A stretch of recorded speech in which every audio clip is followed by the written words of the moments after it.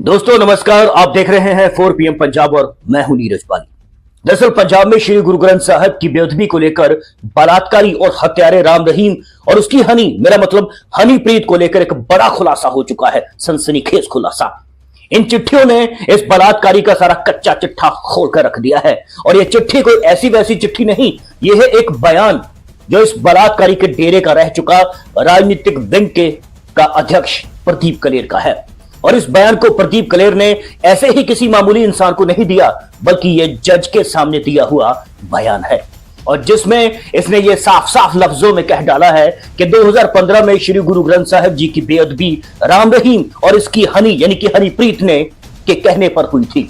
और इस बलात्कारी के फोटो वाले लॉकेट को जमीन पर फेंके जाने की घटना के बाद यह पूरी साजिश रची गई। दरअसल 20 फरवरी को judicial magistrate first class Chandigarh को अंडर सेक्शन 164 के तहत प्रदीप कलेर ने बयान दर्ज करवाए थे, ये वाले।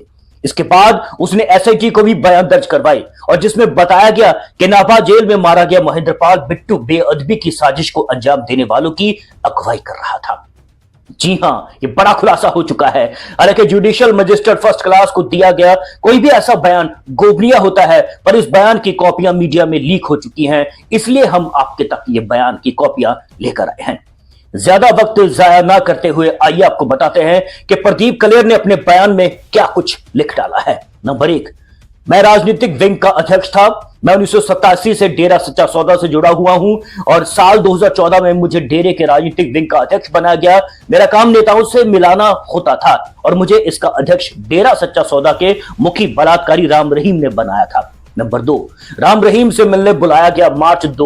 मार्च या अप्रैल 2015 में मुझे दिल्ली जाना था और मुझे राम रहीम से मिलने बुलाया गया। जब मैं वहां पर गया तो राम रहीम, हनीप्रीत, राकेश कुमार और राकेश दड़बा, संदीप बरेटा, हर्ष धुरी, महेंद्रपाल सिंह बिट्टू, कोटकपुरा, गुलाब और मुरलीन और राकेश कुमार मौजूद थे। नंबर 3, महेंद्रपाल ने कहा कि प्रेमियों ने हमारे लॉकेट जमीन पर फेंके। महेंद्रपाल ने बाबा को बताया कि बुर्ज जवाहर सिंह वाला में धर्म प्रचारक हरजिंदर सिंह मांझी ने एक कथा की थी और उससे प्रेरित होकर बाबा यानी कि राम रहीम बलात्कारी को मानने वाले लोगों ने राम रहीम की फोटो वाले लॉकेट को जमीन पर फेंक दिया।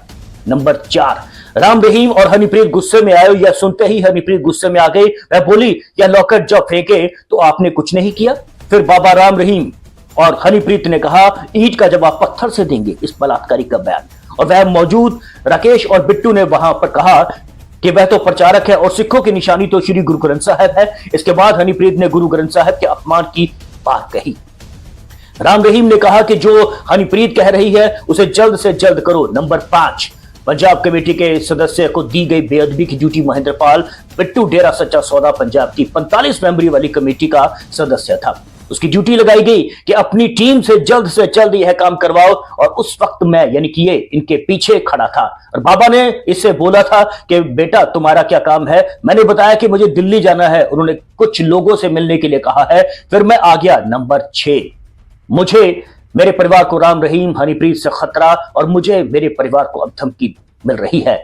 राम रहीम, हनीप्रीत, राकेश दड़बा और अन्य लोग मुझे मरवा सकते हैं। पहले भी महेंद्रपाल बिट्टू की नाभा हाई सिक्योरिटी जेल में मौत हो चुकी है और मेरी फैमिली, जिसमें मेरी पत्नी, बेटी, पापा, मम्मी और रिश्तेदारों को डेरा प्रमुख से डर है, वह उनकी हत्या करा सकता है। और प्रदीप कलेर ने डेरा मुखी से अपने परिवार की जान को खतरा बताते हुए कहा है कि अब उसे भी और उसके परिवार को धमकियां मिल रही हैं। बाबा यानी कि बलात्कारी हनीप्रीत व राकेश दड़बा उसे मरवाना चाहते हैं।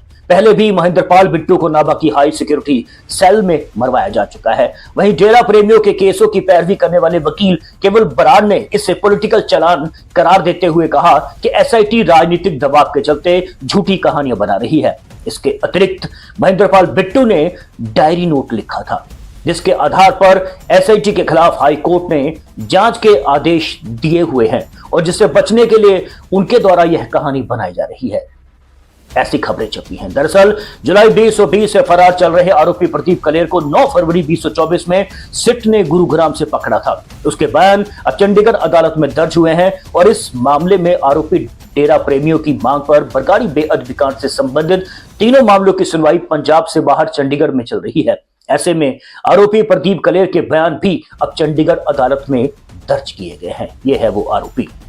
हालांकि डेरा मुखी की मांग पर हाईकोर्ट ने गत दिनों इस मामलों के ट्रायल पर रोक लगाई हुई है और अब प्रदीप कलेर के इन बयानों के बाद पंजाब पुलिस की एसआईटी अब बेअदबी के मास्टरमाइंड के तौर पर राम रहीम के साथ उसकी हनी को भी नामजद करने की तैयारी कर रही है। धन्यवाद।